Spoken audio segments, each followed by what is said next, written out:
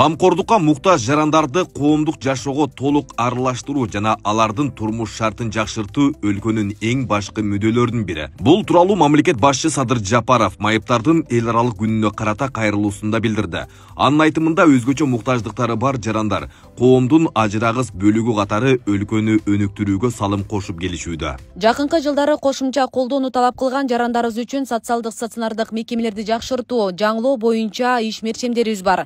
Ошону менен бирге 2030 жылга чейин кабыл алынган жеткиликтүү өлкө программасынын алкагында белгиленген ыңгайлуу инфратүзүм түзүү, медициналык социалдык экспертизаны өнүктүрүү, реабилитация жана абилитация системасын өркүндөтүү, инклюзивдүү билим берүү жана жумуш орундары менен камсыз кылуу жаатында чараларды ишке ашырабыз.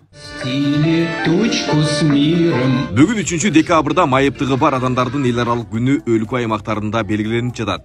Жалал-Абад шаарындагы балдардын психоневрологиялык социалдык стационардык мекемесинде майрамдык иш-чара өткөрүлдү. Ага жергиликтүү бийлик, бир катар облустук мекеме ишканаларынын жетекчилери катышып, өздөрүнүн белектерин тапшырды. Мамлекет тарабынан бүт бардык жогунан мындай бир камкордук көрүлүп атат. Жаткан жери, кийим кечеси, ошондой эле мына тамак ашыны мурдакыга салыштырмалуу мына жетекчиси деле айтып кетти.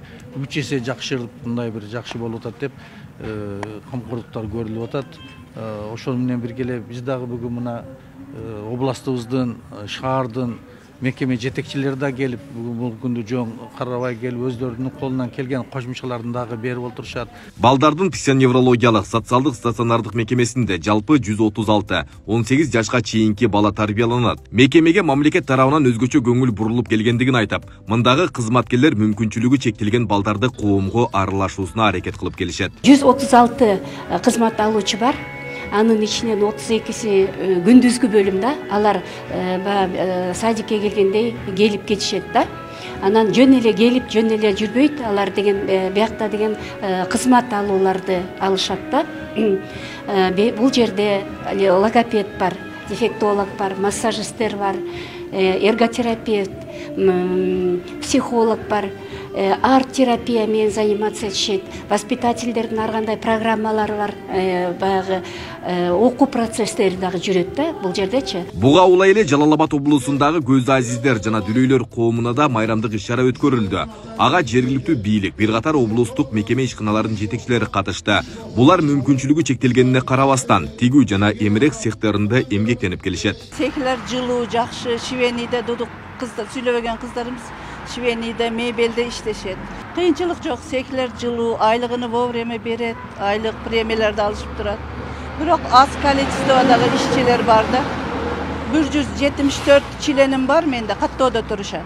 Ошоларды бир 20-25 эле иштейт да, калгандары үйдө отурат, муктаж да.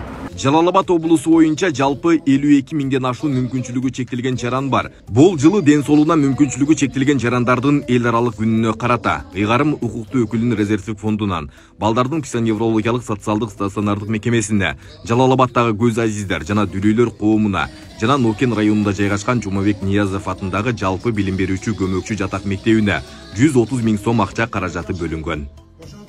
Айбек Исабеков, Шерзат Эгембердиев, Регион.